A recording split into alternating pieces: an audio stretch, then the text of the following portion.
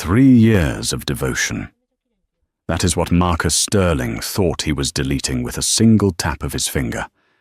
He looked at his wife, Elena, a woman who had washed his shirts and soothed his headaches, and told her she wasn't brand appropriate for the night's gala. He erased her name from the guest list, convinced that his plain, quiet wife would only embarrass him among New York's elite. He thought he was untouchable. He was wrong. He didn't know that the woman he left crying in the penthouse wasn't just a housewife. She was the one holding the leash to his entire empire, and tonight she was coming to pull it tight.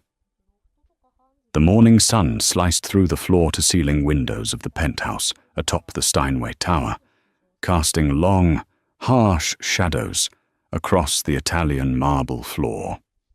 It was a cold Tuesday in November, the kind of New York morning that bit through coats and rattled windows, but inside the Sterling residence, the temperature was controlled to a perfect 72 degrees. Yet, for Elena Sterling, the room felt freezing. She stood by the kitchen island, her hands wrapped around a warm mug of cheap instant coffee, a habit she hadn't been able to shake from her childhood, despite the billions surrounding her now. She watched her husband, Marcus, adjust the cuffs of his bespoke Brioni suit. He was handsome, undeniably so, with the kind of sharp jawline and icy blue eyes that graced the covers of Forbes and GQ. But today, those eyes were avoiding hers. "Marcus," Elena said softly, her voice trembling slightly. "The car is scheduled for 6, right? For the Aurora Gala?" Marcus didn't look up. He was typing furiously on his iPad Pro, his brow furrowed. "Change of plans, Elena." Elena blinked. She set the mug down. "Change of plans? Did they reschedule? The Aurora Gala is the biggest event of the fiscal year. You're receiving the Tech Innovator of the Year award." Marcus finally looked up. His expression wasn't apologetic. It was annoyed. He looked at her the way one looks at a stain on a silk tie. He walked over to the counter, turned the iPad around, and slid it toward her. "I didn't say the plans changed," Marcus said, his voice smooth and lethally calm. "I said my plans changed." Elena looked down at the screen. It was the digital seating chart for the master table at the gala, hosted at the Plaza Hotel. There, in gold lettering, was Marcus's name. Next to it, where Mrs. Elena Sterling had been just last night, the slot was now blinking empty. Then, right before her eyes, Marcus tapped the screen.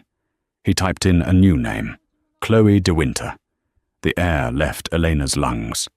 "Chloe, your publicist." "She's more than a publicist, Elena.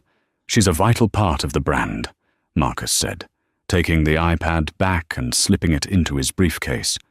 He checked his reflection in the microwave door, fixing a stray hair. "Look, be realistic. Tonight is about image. It's about power. The investors from the Zenith Trust are going to be there. I need someone on my arm who looks the part. Someone who can hold a conversation about equity and market shares, not whatever it is you talk about. Knitting and baking." "I have a degree in economics, Marcus," Elena whispered, the hurt blooming in her chest like a physical bruise. "I helped you structure your first IPO. I proofread your speeches." "That was 3 years ago," Marcus scoffed, grabbing his keys to the Aston Martin Valhalla. "Now? Now you're just plain Elena. You wear cardigans. You don't wear makeup. You look like a librarian who got lost in a billionaire's apartment. I can't have the CEO of Zenith Trust looking at you and wondering if Sterling Tech is losing its edge because its CEO married a charity case." Elena gripped the edge of the counter until her knuckles turned white. "I am your wife. We promised to support each other." Marcus cut her off, walking to the door. "And the best way you can support me right now is to stay home order takeout, and don't wait up. Chloe understands the optics. You don't. He opened the heavy oak door. He didn't look back. He didn't say, "I love you." He didn't even say goodbye. He just walked out, the heavy thud of the door echoing like a gunshot in the silent penthouse. Elena stood there for a long time, the silence ringing in her ears. She walked to the window and looked down at Central Park, a sprawling patch of grey and brown from this height. She saw the tiny speck of Marcus's silver Aston Martin peeling out of the garage, merging into the traffic, speeding toward a future he thought he had secured. He thought she was weak. He thought she was dependent on his credit cards and his mercy. He thought he had erased her. Elena turned away from the window. The tears she expected didn't come. Instead, a cold, hard resolve settled in her stomach. She walked to the large vanity mirror in the hallway, the one Marcus told her she never used enough, and looked at her reflection. She was wearing an oversized grey sweater and leggings. Her hair was in a messy bun. She looked tired, but beneath the fatigue, her eyes, usually soft and brown, were darkening into something resembling obsidian. She walked to the master bedroom, but she didn't go to the closet filled with the modest clothes Marcus allowed her to buy. She went to the back of the walk-in closet, behind the rows of winter coats, to a small, biometric safe hidden in the wall. She placed her thumb on the scanner. Beep. Identity confirmed. E. Vance. The door clicked open. Inside there was no jewelry, no cash. There was only a single, sleek black phone and a platinum keycard embossed with a golden crest, a phoenix rising from the ashes. Elena picked up the phone. It had one number saved. She dialed it. It rang once. "This line is for emergencies only, Madam Chairwoman." A deep, gravelly voice answered. It was Julian, her oldest confidant, and the acting proxy for her business interests. "Julian," Elena said, her voice shifting. The tremble was gone. The softness was replaced by a tone of command that could level boardrooms. "Is the Zenith Trust delegation ready for tonight's gala at the plaza?" "Yes, ma'am. They are expecting Mr. Sterling to receive the award. I believe they are also under the impression that you are currently in Europe on sabbatical, as per your cover story." "Change the narrative," Elena said, staring at the empty space on the bed where Marcus used to sleep. "Marcus erased me from the guest list. He's bringing a mistress. He thinks I'm an embarrassment." There was a heavy silence on the other end of the line. Then Julian's voice dropped an octave, dangerous and low. "Shall I initiate the divestment protocols? We can bankrupt Sterling Tech by noon." "No," Elena said. A small, terrifying smile touched her lips. "That's too easy. He wants image. He wants power. He wants someone who fits the brand." She reached into the safe and pulled out a small velvet box containing a ring. Not her wedding ring, but a signet ring bearing the crest of the Vance dynasty, the shadow family that owned half the real estate in Manhattan. "I'm coming to the gala, Julian, but not as Mrs. Sterling. Activate the VVIP protocol. Tell the event organizers that the founder of Zenith is attending personally to present the award." "Understood," Julian said, the excitement audible in his voice. "And, Madam? Which car shall I send?" Elena looked at the grey sweater in the mirror one last time before ripping it off. "Send the Phantom, the black one, and call the vault at Cartier. Tell them I need the Empress necklace, the one they keep in the underground archives." "Consider it done." Elena hung up. She looked at the digital clock. It was 10 a.m. She had 8 hours to kill the housewife and resurrect the queen. By 2 p.m., the atmosphere in the private suite of the Mandarin Oriental, where Eleanor had relocated to avoid Marcus returning home for anything, was electric. This wasn't just a makeover, it was a tactical operation. Elena sat in a leather barber's chair, surrounded by a team of 4. These weren't the local salon stylists Marcus suggested she visit once a year. This was the Ghost team, a squad of elite aesthetic experts who serviced European royalty and Hollywood A-listers, usually requiring a 6-month waiting list. They had dropped everything and flown in from Paris and Milan the moment Julian made the call. "The hair, madam?" asked Henri, a Frenchman with scissors that cost more than Marcus's car. "Cut it," Elena said, staring at her long, mousy brown hair that she usually wore in a ponytail because Marcus said it looked domestic. He likes long hair. So, we go short. Sharp, a bob, angled, jet black. I want to look like I could cut glass with my silhouette. Henri smiled, a wicked glint in his eye. Oui, dangerous. As the hair fell to the floor, Elena watched the last 3 years of submission fall with it. She remembered the first time she met Marcus. She had been undercover, working as a junior analyst at his firm, to gauge if sterling tech was worth acquiring for her portfolio. She had fallen for his passion, his drive. She thought he was a visionary. When he asked her out, she decided to maintain the ruse of being a poor girl from Ohio. She wanted to be loved for her, not her billions. What a fool I was, she thought, watching the dye being applied. I gave him loyalty, and he wanted a trophy. At 4:00 p.m., the stylist, a severe woman named Sasha, wheeled in a rack of clothing. "Julian sent over options from the private collection," Sasha said. "We have the red Valentino, the gold Versace." "No," Elena said, standing up. Her hair was now a sleek, sharp helmet of midnight black, framing her face and making her cheekbones look like weapons. Her eyes were accentuated with smoky, dramatic makeup that made her gaze piercing. "Red is for attention seekers. Gold is for the nouveau riche." She walked to the back of the rack and pulled out a garment bag that was sealed with a wax stamp. She unzipped it. The dress inside was midnight blue, so dark it looked black until the light hit it. It was a custom-designed Alexander McQueen, structured with a high collar but a plunging back, encrusted with crushed sapphires along the bodice. It was regal, intimidating, and astronomically expensive. "This one," Elena said. "It's the color of the Zenith Trust logo." "Perfect," Sasha breathed.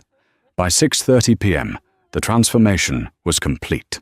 Elena stood in front of the full-length mirror. The woman staring back was unrecognizable. The mousy housewife was gone. In her place stood a titan.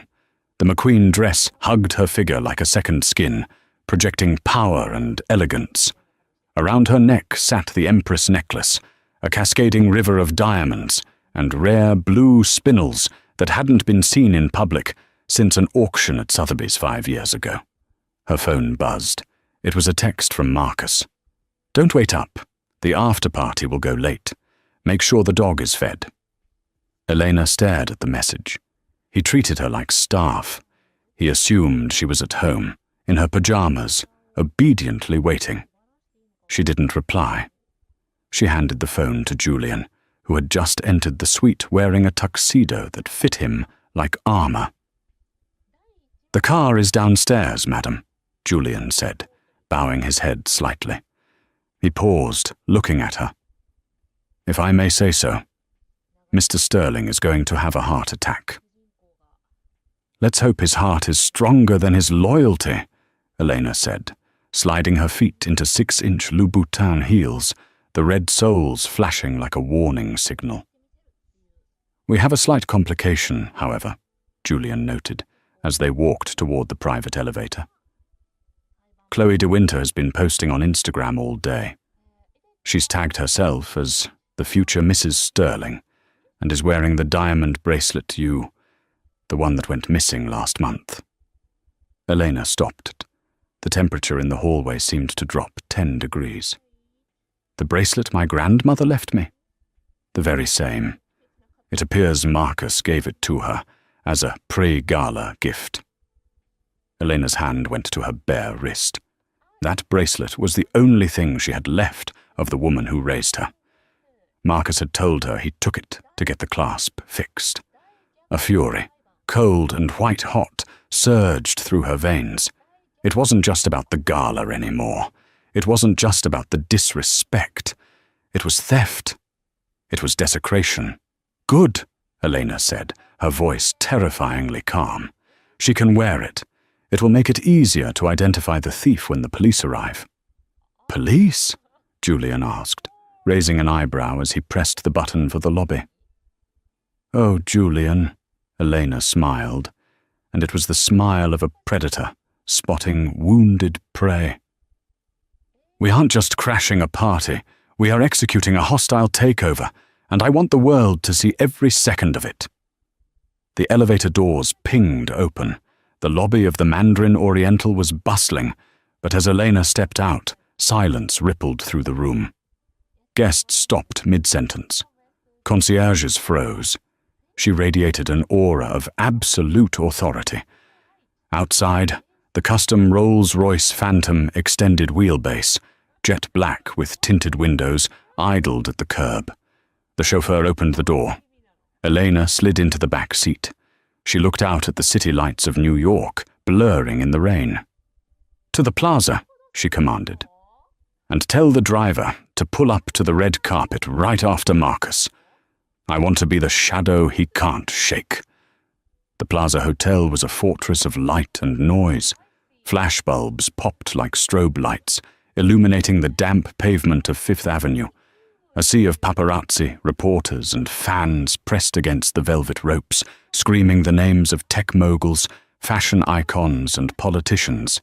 It was the Grand Aurora Gala, the night where the old money of New York shook hands with the new money of Silicon Valley. A silver Aston Martin pulled up to the carpet. The crowd roared. Marcus Sterling stepped out. He looked every bit the golden boy of the tech world. His tuxedo was flawless, his smile practiced. He waved to the cameras, soaking in the adoration. He turned and extended a hand into the car. Chloe de Winter emerged. She was wearing a dress that was loud, a bright neon pink number with feathers that looked more appropriate for a Vegas showgirl than a black tie gala. But she was young, blonde, and undeniably striking. She latched onto Marcus's arm, beaming. "Marcus! Marcus! Over here!" yelled a photographer from TMZ. "Where's the wife?" Marcus didn't miss a beat.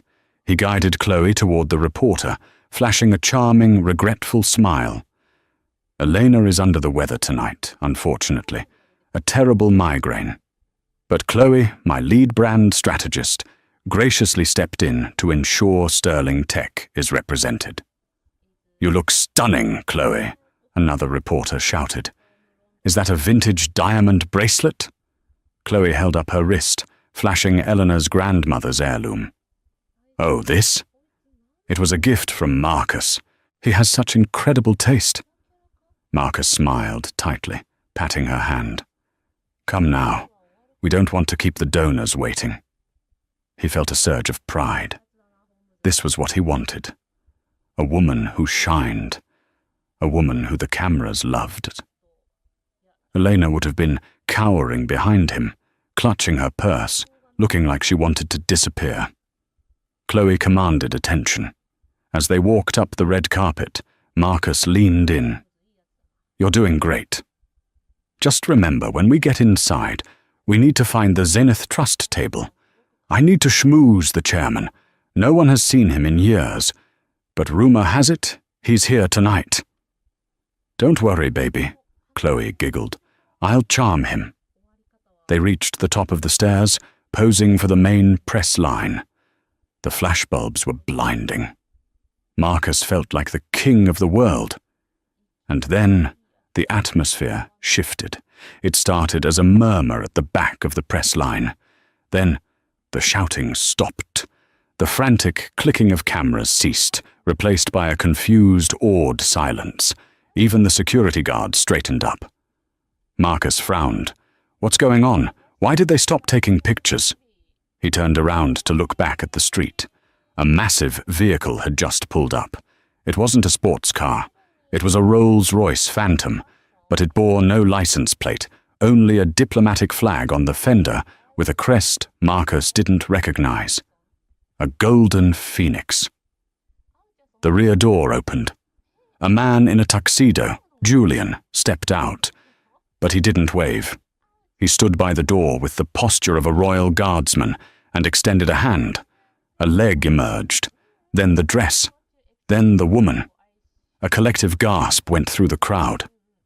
"Who is that?" Chloe whispered, her grip on Marcus's arm tightening. Is that a movie star?" Marcus squinted. The woman was walking up the red carpet now. She moved with a slow, predatory grace.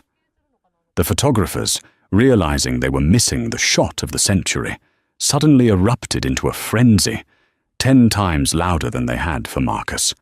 Flash, flash, flash. She was stunning.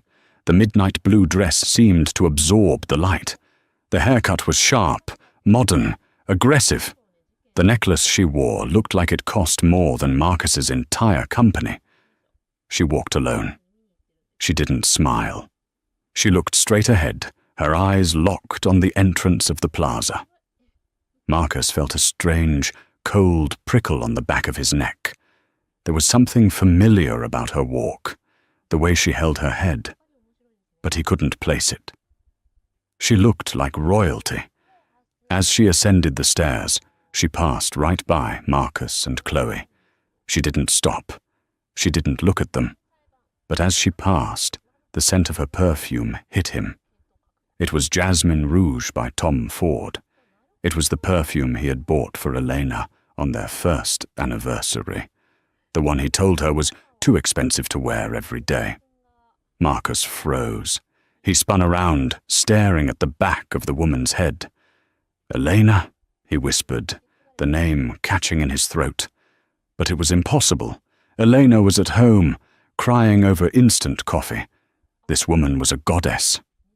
The woman reached the top of the stairs. The head of the event, Mr. Harrington, a man who usually ignored Marcus, rushed forward, bowing low, a gesture of extreme subservience.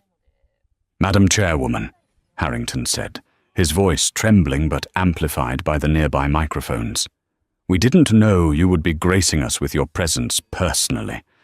This is an honor beyond words." The woman finally spoke. Her voice was low, husky, and projected with perfect clarity. "The honor is mine, Mr. Harrington. I felt it was time the Zenith Trust audited its investments, in person." She turned slightly, just enough for her profile to catch the light. She looked back, her dark eyes locking directly onto Marcus's stunned face. She didn't smile. She just raised one perfectly arched eyebrow. Then she turned and disappeared into the ballroom, leaving a vacuum of silence in her wake. Chloe tugged on Marcus's sleeve. "Marcus? Marcus, you're hurting my arm." "Who was that?" Marcus was pale, his heart hammering against his ribs like a trapped bird. He stared at the empty doorway. I don't know," Marcus lied, but his stomach was churning with a sick, sinking dread. "Let's go inside." But as he walked through the doors, the feeling didn't leave him. He felt like a man who had just walked into a lion's den, armed with nothing but a toothpick. The grand ballroom of the plaza was a kaleidoscope of crystal chandeliers, towering floral arrangements of white hydrangeas, and the collective net worth of a small country. Waiters in white gloves moved like ghosts through the crowd, offering flutes of vintage Dom Perignon. Marcus Sterling straightened his tie, his confidence slowly returning as the familiar environment of wealth soothed his nerves. He had convinced himself that the woman on the red carpet was just a look-alike, a coincidence. After all, Eleanor was at home, probably asleep by now. "Come on, Chloe," Marcus said, placing a guiding hand on her lower back. We need to head to table 1. That's the master table. The chairman of Zenith Trust will likely be seated there. It's crucial I make a good impression before the awards ceremony. Chloe beamed, holding her champagne glass high. I can't wait to tell him about my ideas for the rebrand. Sterling Tech needs a younger face.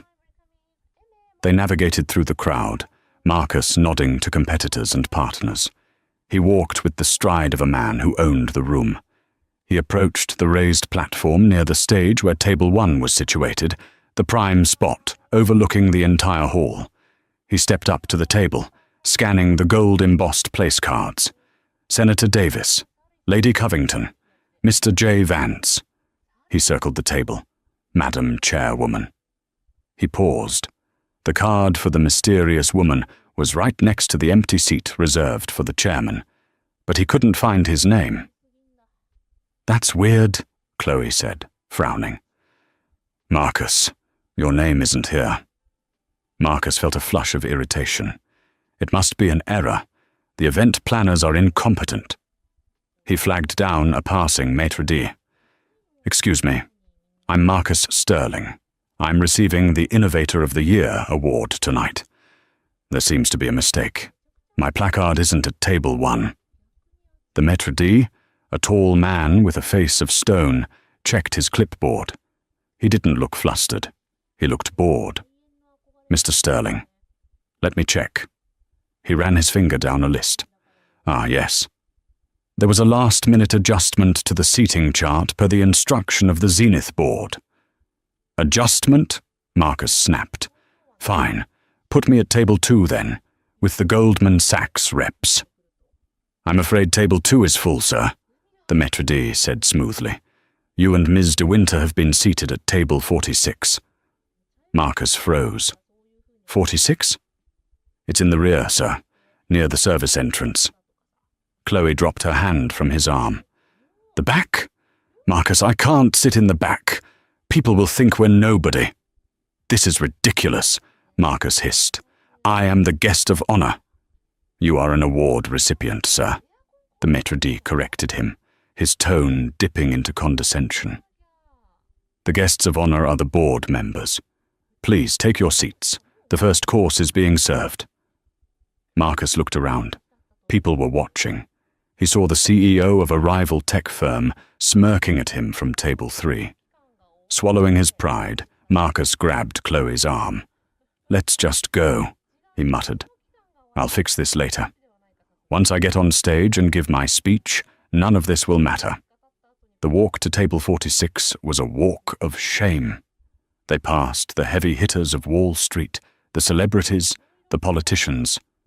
Finally, they arrived at a small, round table tucked into a corner near the swinging kitchen doors. The draft from the service hallway was cold. The other people at the table were the +1s of junior associates and a few interns who had won lottery tickets to the event. Marcus sat down, fuming. He stared across the vast ballroom toward table 1. And then she entered. The woman from the red carpet, the chairwoman.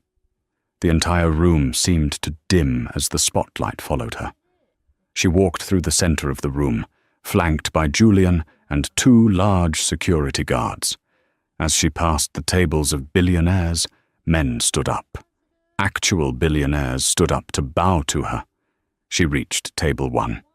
The senator pulled out her chair. She sat down with a grace that made every other woman in the room look clumsy. Who is she?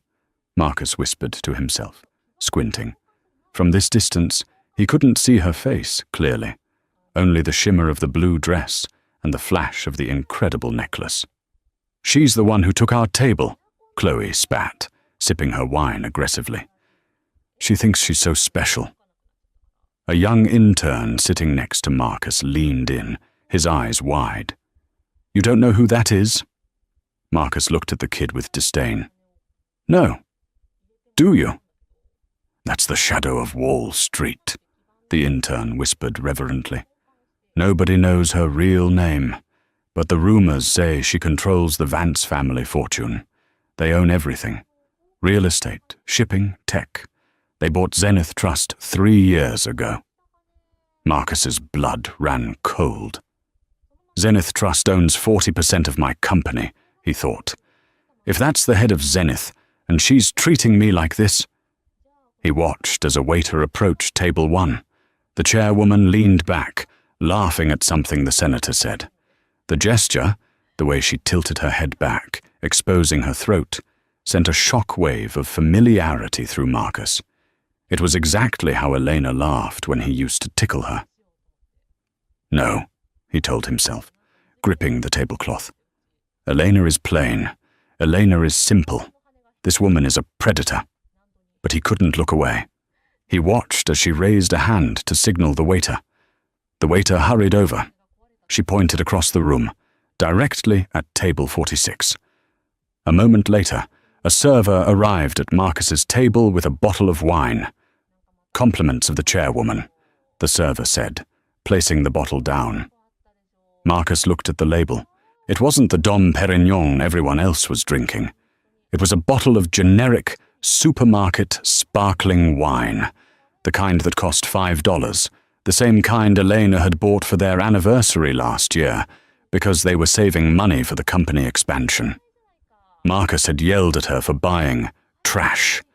He looked up at table 1. The chairwoman was looking right at him. She raised her glass of vintage champagne in a mock toast.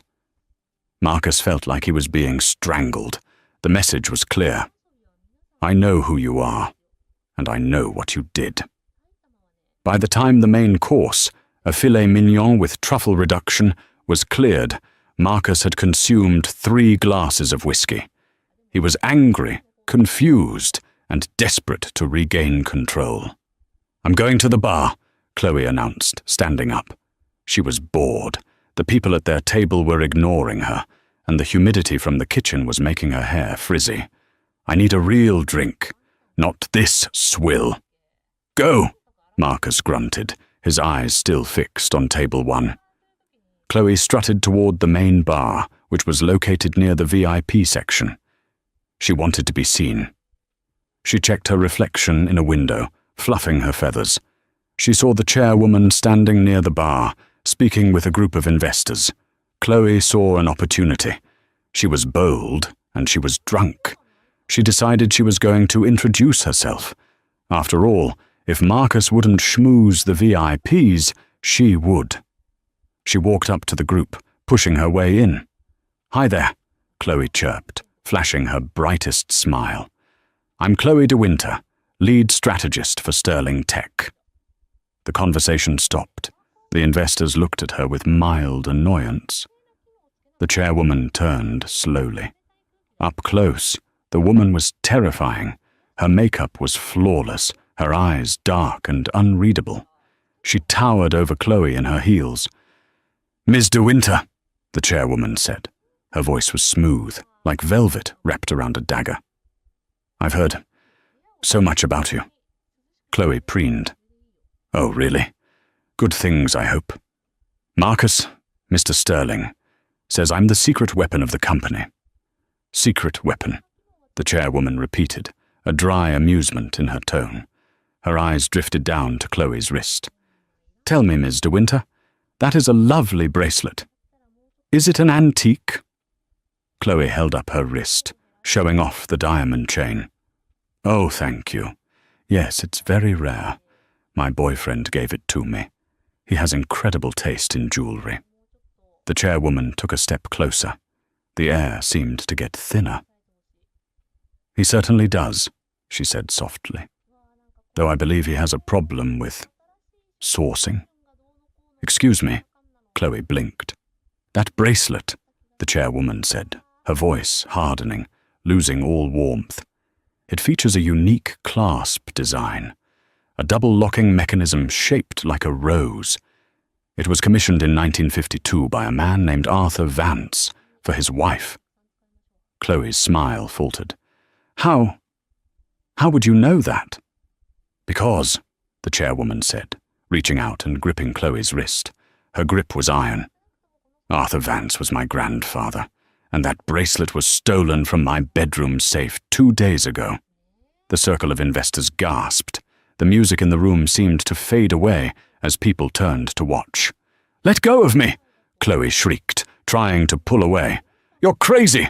Marcus gave this to me." "Then Marcus is a thief," the chairwoman said coldly. "Julian?" Julian materialized from the crowd. "Madam? Call security and call the NYPD. We have found the missing heirloom." Panic flared in Chloe's eyes. "Marcus! Marcus!" she screamed. Marcus, who had been watching from his table, saw the commotion. He saw the chairwoman gripping Chloe's arm. He saw the security guards moving in. Adrenaline flooded his system. He jumped up and sprinted across the ballroom, shoving waiters aside. "Hey, get your hands off her!" Marcus roared, bursting into the circle. He placed himself between Chloe and the chairwoman. He looked at the mysterious woman, his chest heaving. "Who do you think you are? You can't just accuse people of theft. Do you know who I am?" The chairwoman looked at him. She didn't flinch. She stared right into his eyes. And for the first time, Marcus saw it.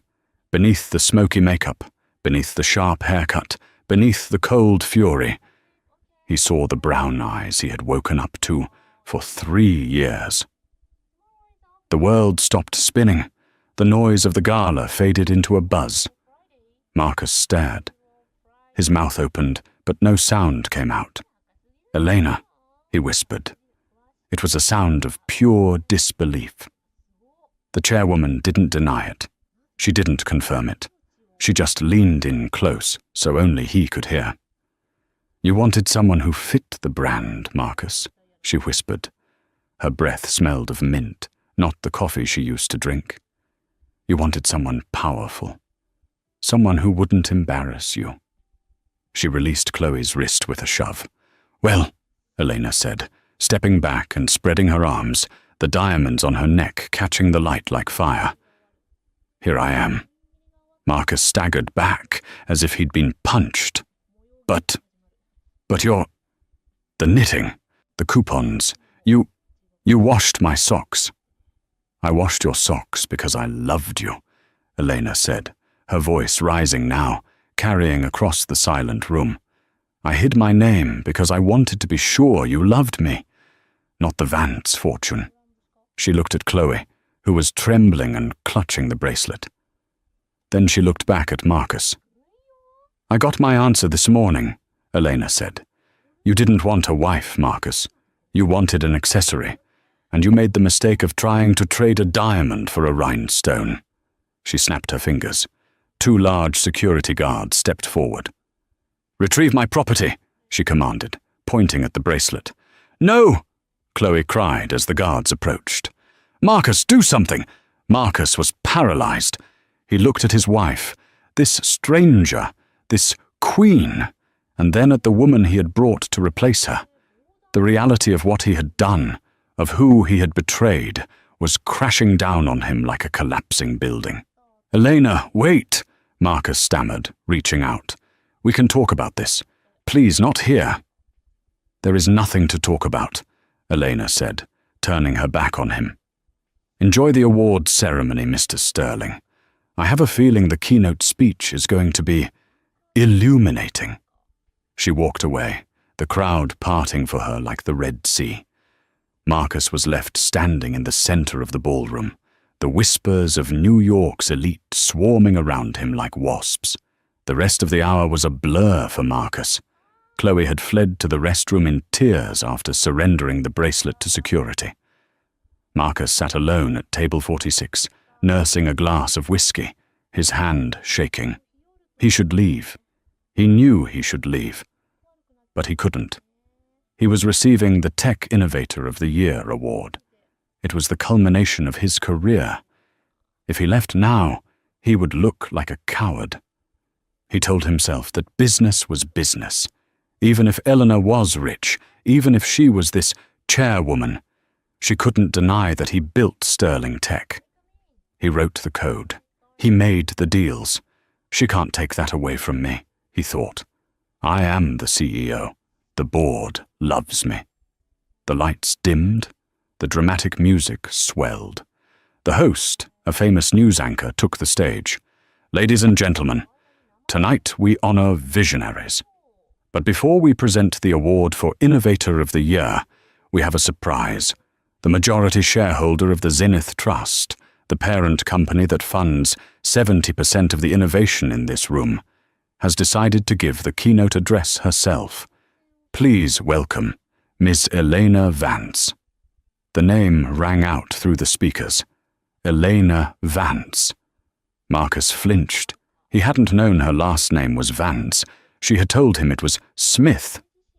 The spotlight hit the stage. Elena walked out. She had removed the sapphire necklace. In her hand, she held a simple clicker for the presentation screen behind her. She stood behind the podium, looking out at the 1,000 faces in the dark. "Good evening," she said. Her voice was steady, magnified by the speakers. "We talk a lot about value in this room. We talk about stock prices, market caps, ROI. She paused. 3 years ago, I made an investment. I invested in a man. I thought he had potential. I thought he had integrity. Behind her, the massive screen flickered to life. It didn't show a stock chart. It showed a timeline. Project Sterling, initial funding. Many of you know Sterling Tech, Elena continued. You know it as the fastest growing AI firm in the sector. You credit its success to the genius of its CEO, Marcus Sterling.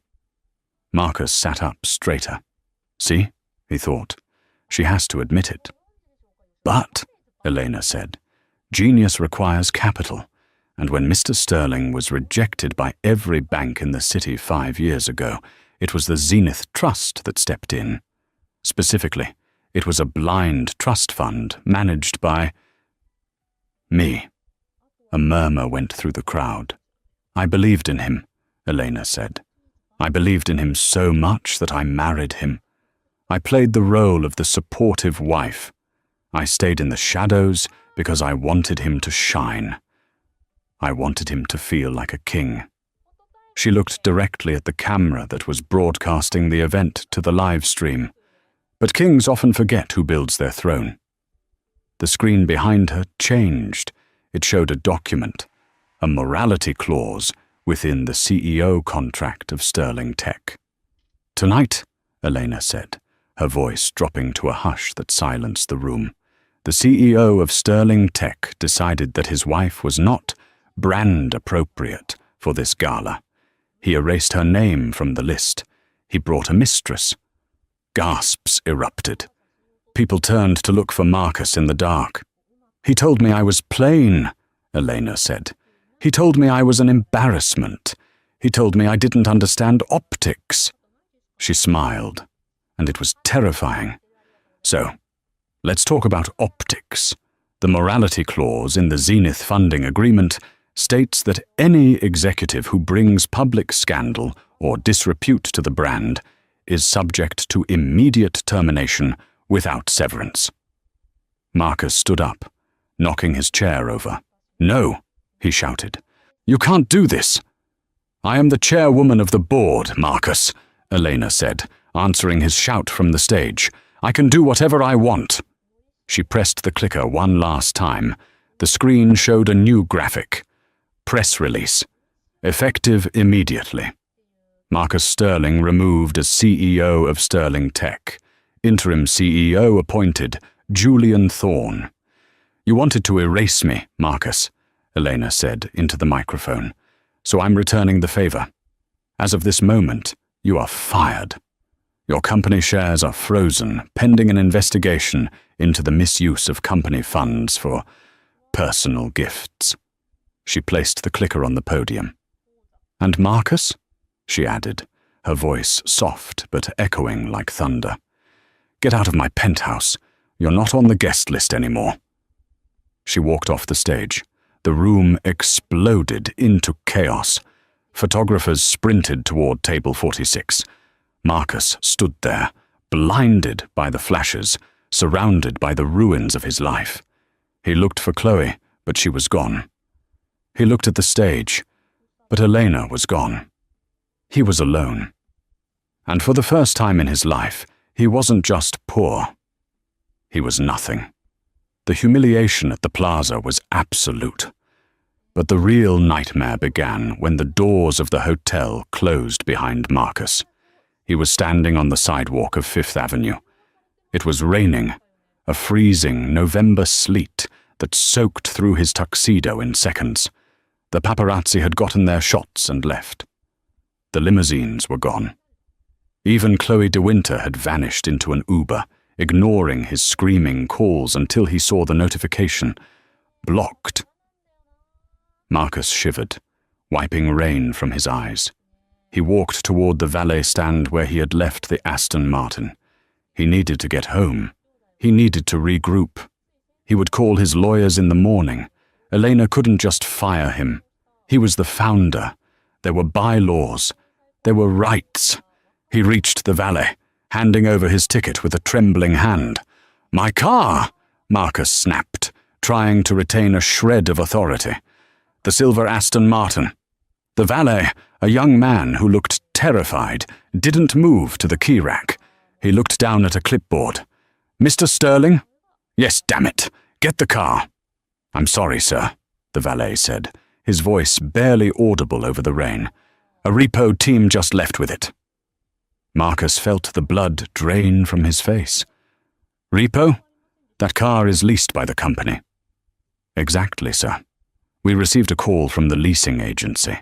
They said the corporate account for Sterling Tech has flagged all assets for immediate retrieval due to unauthorized usage." Marcus stared at him. Elena worked fast. She wasn't just firing him, she was stripping him. "Fine," Marcus spat. "I'll take a taxi." He hailed a yellow cab, throwing himself into the back seat.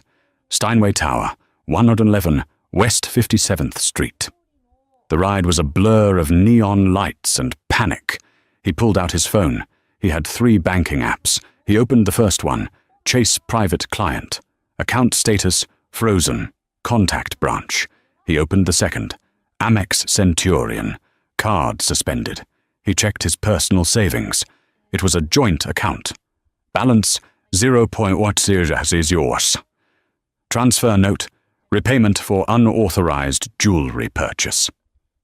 Marcus let out a strangled cry, slamming his fist against the leather seat. She had taken the money for the bracelet back. All of it.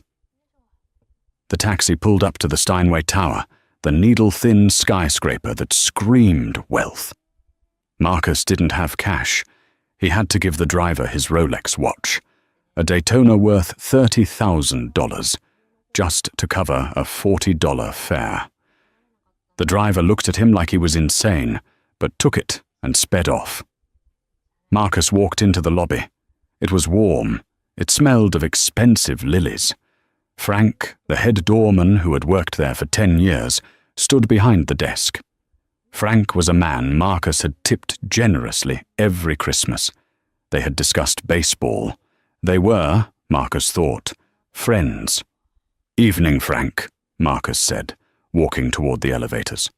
"Rough night." Frank stepped out from behind the desk. He blocked the path to the elevators. He didn't smile. "I'm afraid I can't let you up, Mr. Sterling." Marcus stopped.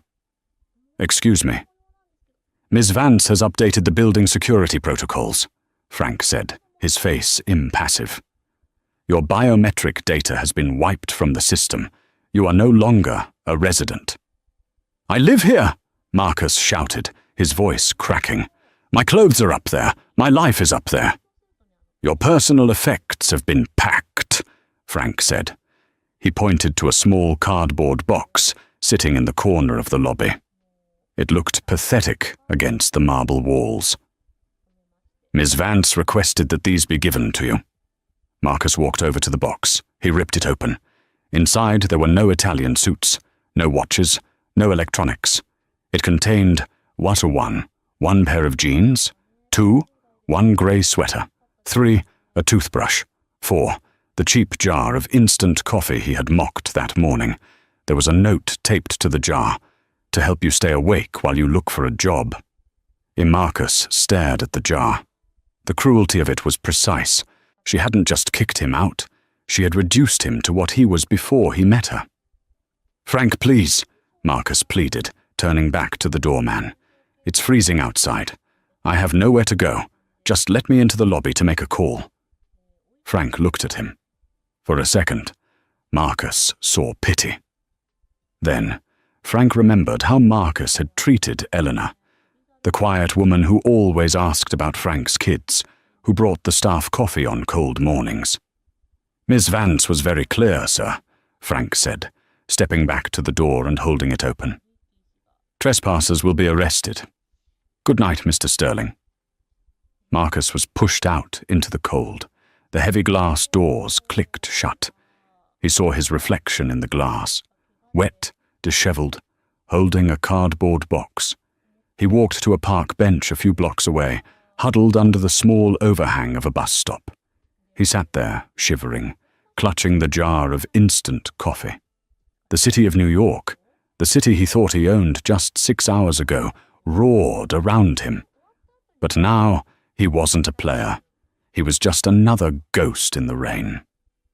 3 weeks later, the headquarters of Sterling Tech, now rebranded as Zenith Innovations, gleamed under the winter sun. The glass tower in the financial district was a hive of activity. Stocks were up. The media was calling it the Vance Renaissance. Marcus sat in the reception area on the 40th floor. He looked different. The arrogance was gone, scraped away by 21 days of sleeping on a friend's couch and dodging calls from debt collectors. He was wearing an off-the-rack suit that didn't fit quite right. He had lost weight. Miss Vance will see you now, the receptionist said. She didn't look up from her screen. She didn't offer him water. Marcus stood up, smoothing his tie. His hands were sweating. He walked down the long corridor that used to lead to his office. He remembered walking this hall like a god, barking orders at interns. Now the staff didn't even make eye contact. He reached the double-glass doors. He knocked. Enter. He walked in. The office had been transformed. His sleek, cold, minimalist black furniture was gone. In its place were warm woods, cream-colored sofas, and art. It looked like a place where humans worked, not robots. Elena sat behind the desk. She looked radiant. She was wearing a simple white blouse and black trousers, but the air of authority around her was suffocating. She was reviewing a file. She didn't look up immediately. Sit, she said. Marcus sat in one of the guest chairs. He felt small. Elena, he started, his voice raspy. Thank you for seeing me. Elena finally looked up. Her eyes were clear, devoid of the anger he had seen at the gala. Now, there was only indifference, which was worse. I'm seeing you because the legal team said we need your signature on the final divorce decree to avoid a trial, she said, sliding a document across the desk. And because you've been calling my assistant 5 times a day. Marcus looked at the papers. He didn't pick up the pen. I made a mistake, he whispered. You made several, Elena corrected him. I know, Marcus said, leaning forward. I got lost, Elena. The money, the fame, it got to my head. But I'm still the man you married. I'm still the guy who stayed up all night, coding the first version of the software. We were a team. We were never a team, Marcus, Elena said calmly. I was your ladder. You climbed me, and then you kicked me away when you reached the top. I can change, Marcus pleaded. Tears pricked his eyes. I miss you. Not the money. I miss us. I miss the mornings. I miss the quiet. Elena stood up. She walked to the window, looking out over the city. Do you remember our second date, Marcus? Marcus blinked, surprised by the question. We went to that diner in Queens, the one with the bad coffee. Yes, Elena said. And do you remember what you told me? Marcus racked his brain. I told you I was going to be a millionaire. No, Elena turned to face him. You told me that you wanted to be rich so you could protect the people you loved. You said money was a shield. She walked back to the desk and leaned against it. I fell in love with that man, the protector. But somewhere along the way, you stopped using the shield to protect me and started using it to hit me. You didn't erase me from the Gala because of brand optics, Marcus. You erased me because my simplicity reminded you of where you came from. And you hate where you came from. Marcus looked down at his hands. She was right. He couldn't deny it. I can earn it back, he said softly. Give me a job, any job. Let me prove I can be that man again. Eleanor looked at him for a long moment. For a split second, Marcus thought he saw a flicker of the old Eleanor, the soft wife. She opened her drawer and pulled out a single envelope. I do have something for you, she said. Marcus's heart leapt. A job offer? A settlement check? He took the envelope. It was light. He opened it. Inside was a photograph. It was a picture of them from 3 years ago, sitting on the floor of their first apartment, eating pizza. They looked happy. Keep that, Elena said. That is the only asset you have left from this marriage, the memory that you were once a good man. Elena. Sign the papers, Marcus, she said, her voice final. Julian is waiting outside to escort you out. And this time, don't make a scene. It's bad for the brand. Marcus stared at her. He realized then that the door was not just closed, it was bricked over. The woman in front of him wasn't his wife anymore. She was a titan he had created by breaking her heart. He picked up the pen. His hand shook as he signed the line next to petitioner, Elena Vance. He stood up, leaving the papers on the desk. He held the photograph in his hand. Goodbye, Elena. Goodbye, Marcus, she said. She didn't watch him leave. She was already picking up her phone to call the London office.